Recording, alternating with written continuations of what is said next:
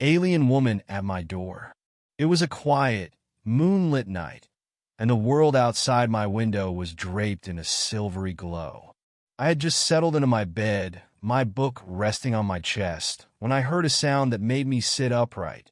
3 sharp knocks on my door. It was odd. I lived in a secluded area, with no neighbors for miles. Hesitant, I grabbed a flashlight and walked to the door. I opened it cautiously, expecting perhaps an animal or a lost traveler. Instead, there stood a woman. Or at least, she looked like a woman, tall, with translucent, glowing skin that shimmered like moonlight on water. Her eyes were large and black, reflecting the stars. Her hair, if it could be called that, flowed like liquid silver, constantly shifting as if alive. She spoke, but not with words. Her voice resonated in my mind, a melody of thoughts and emotions. "Please, may I come in?" I froze, unsure whether to slam the door or invite her inside. My curiosity won over my fear. I stepped aside, and she glided in, her movements fluid and unnatural. She looked around my humble home, her gaze lingering on the shelves of books, the flickering fireplace, and the photos on the mantel.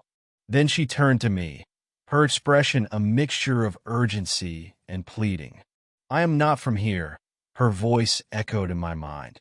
"I am lost. My vessel was damaged, and I need your help to return." I tried to ask questions, but she didn't seem to understand my words. Instead, she placed her hand on my forehead. A wave of images and sensations flooded my mind. I saw a vast, alien world with twin suns, soaring crystalline cities, and creatures of light. I felt her fear as her ship careened through the cosmos, crashing into dense forests nearby. "What can I do?" I whispered, my voice trembling. She held out a device, a small, intricate sphere that pulsed with a faint blue light. It seemed broken, its glow fading. She needed energy to repair it, energy I couldn't fathom, but somehow knew existed. I led her to my generator. Her eyes lit up as she examined it. She extended a finger, and a thin beam of light connected her to the machine. The generator's hum grew louder, its lights flickering wildly. She worked quickly, her movements precise and deliberate. Minutes later, the sphere began to glow brightly, its light filling the room with an otherworldly brilliance. She turned to me, her expression one of profound gratitude. "Thank you," her thoughts sang. "Your kindness will not be forgotten." As she stepped outside, the sphere expanded, enveloping her in a cocoon of light. It rose into the sky, becoming a shooting star that streaked across the heavens before vanishing into the night.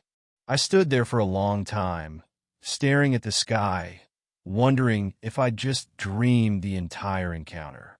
But when I returned inside, I found a small, glowing crystal on my table, a parting gift from my mysterious visitor.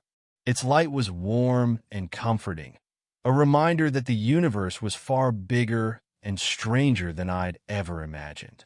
From that night on, I often looked to the stars, wondering if she'd made it back home and if I'd ever see her again.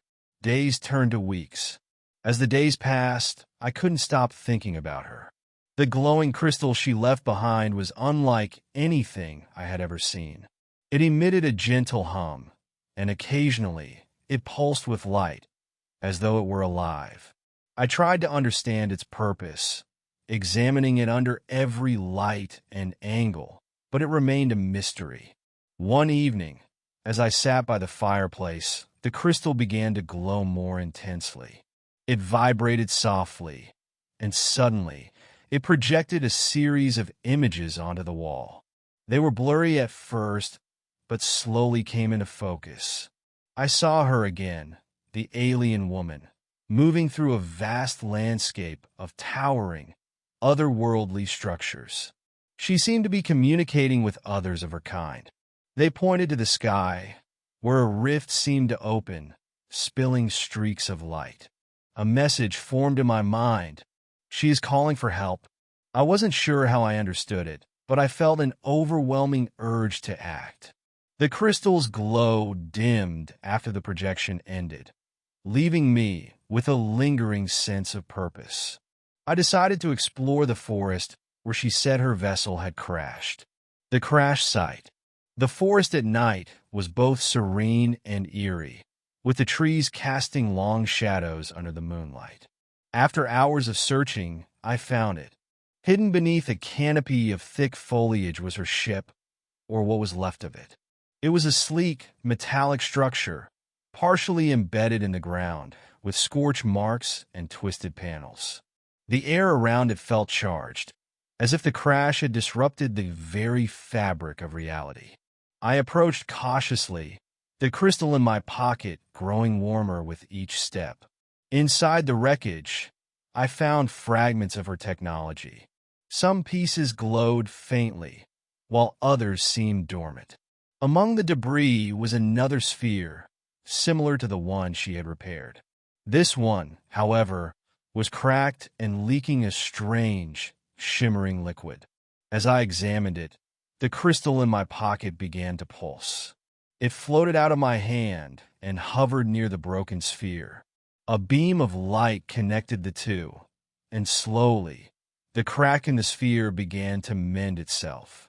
When the process was complete, the sphere emitted a soft chime, as if thanking me. A new connection.